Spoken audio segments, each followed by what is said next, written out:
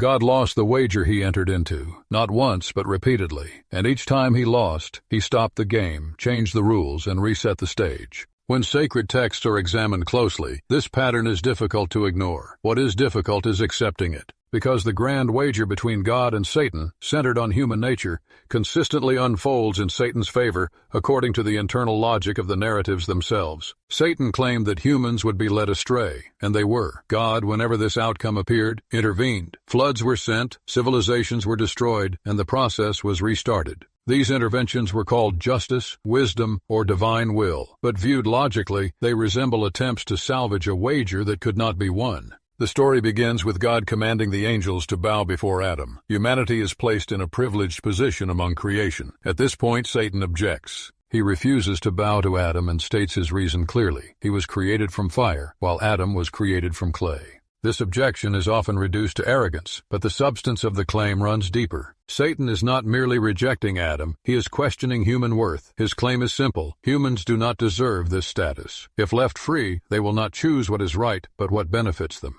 The challenge is directed not at Adam, but at human nature itself. Here, the first critical question emerges. If God is all-knowing, did he not already know that Satan would object? If he knew, why initiate the process? If he knew, why not eliminate Satan from the outset? According to the texts, God does neither. Instead, he grants Satan respite, permission lasting until the day of judgment. Satan then makes his wager explicit. He will mislead humanity, and most humans will not remain loyal to God. God allows this wager. Humanity becomes the arena. Satan will tempt. God will send guidance. In the end, human choice will determine who was right. In theory, this structure appears coherent. In practice, it repeatedly collapses. As the narratives progress, Satan's prediction materializes. Humans deviate, oppression spreads, injustice becomes dominant. The world begins to resemble the outcomes Satan anticipated. If this were truly a wager, the logical step would be to observe the result and accept it. But at this point, God intervenes. The most striking example is the flood of Noah. According to the narrative, Noah warns his people for many years. He explains the impending catastrophe, builds the ark, and invites others to join him. Very few do. The rest reject him, mock him, and dismiss the warnings. Eventually, the flood arrives. Waters fall from the sky and burst from the earth. Everyone who does not board the ark perishes. Children, the elderly, women, animals, all are wiped out. Only Noah and a small group of believers survive. Humanity is nearly erased.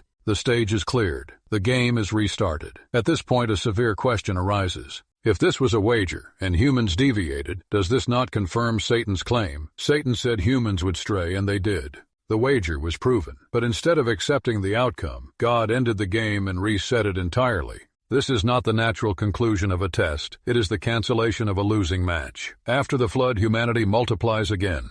And soon the same pattern reappears. Humans stray once more. Satan continues. The wager persists. This time the stage is the people of Lot. According to the texts, Lot's people are repeatedly warned. The warnings are ignored. The society is described as morally corrupted. Lot leaves the city with a small group of followers. Then God intervenes again. The city is overturned, stones rain from the sky, and the people are destroyed. Once again, only the believers remain. Once again, the game is reset. The question becomes sharper. Is this not another instance of Satan's success? Humans are led astray. His claim is validated again. Yet once more, God refuses to accept the outcome. Another mass destruction, another reset. If this is a test, why is the stage cleared after every failure? These events are not isolated. The people of Ad are destroyed by a violent wind. The people of Thamud by an earthquake. Pharaoh and his army are drowned in the sea. Each time the same structure repeats. Humans deviate, Satan succeeds, God intervenes. Mass death follows, and the process begins anew.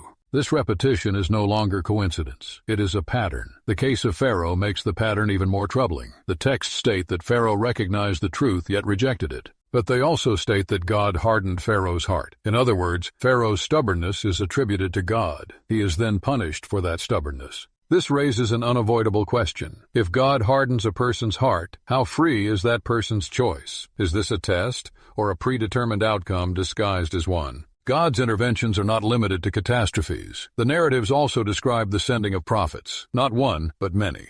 According to Islamic belief, approximately 124,000 prophets were sent throughout history. Scriptures were revealed, laws were established, miracles were performed. Mosques and churches were built, yet the result did not change. Another imbalance emerges here. Prophets are always sent to specific regions, specific peoples, specific times. Their message is local, temporal, and limited. Once a prophet dies, the message fractures, interpreted, disputed, divided into sects. Satan's influence, by contrast, is portrayed as unrestricted. He operates everywhere at all times, affecting many people simultaneously. He appears not as a lone figure, but as the center of an organized system, almost as if he commands an unseen structure. Satan is everywhere. Divine guidance arrives late and in fragments. When we look at the modern world, the picture becomes even clearer. There are approximately 8 billion people alive today. Roughly 2 billion are Christian, 2 billion Muslim, 1 billion Hindu, 1 billion atheist, and the rest follow other beliefs. Every religion claims exclusive truth. This means that by definition, at least 6 billion people are on the wrong path according to someone.